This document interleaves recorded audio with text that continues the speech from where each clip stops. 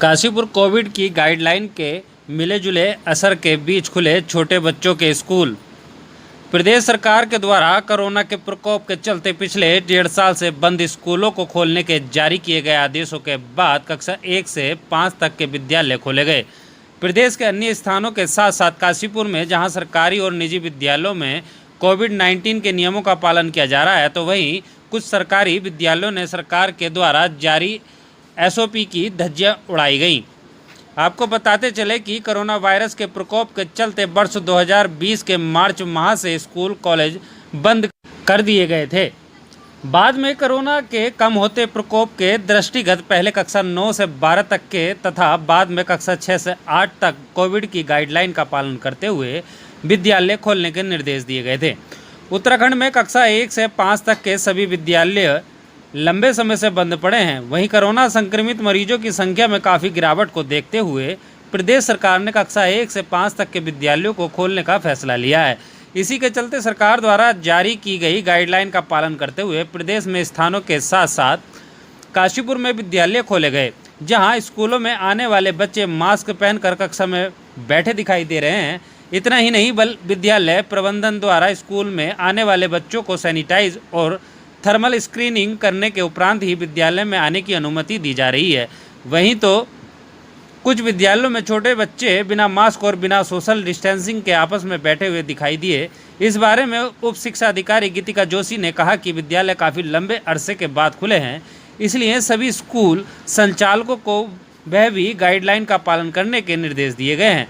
बीते 19 सितंबर को Google meet के माध्यम से विकास खंड के सभी अध्यापकों के साथ उन्होंने वार्ता करके शासन की गाइडलाइन के बारे में बताकर उसके पालन करने के निर्देश दिए गए हैं। साथ ही ज़्यादा बच्चों की संख्या वाले विद्यालयों में 2 पारियों में कक्षाएं संचालित करवाने के निर्देश दिए गए हैं और विद्यालयों में नियमित सैनिटाइजर करवाने और बिना मास्क के आने वाले बच्चों को मास्क उपलब्ध करवाने और सोशल डिस्टेंसिंग के साथ बच्चों को विद्यालय में बैठाने की व्यवस्था कराने के निर्देश दिए गए थे। उन्होंने कहा कि कुछ विद्यालयों में उनके द्वारा निरीक्षण कर व्यवस्था दुरुस्त पाई गई, तो वहीं कुछ विद्यालयों में व्यवस्था कहीं नहीं पाई जाने की सूचना के बाद एक बार फिर विद्यालयों के अध्यापकों की मीटिंग आहूत की गई है।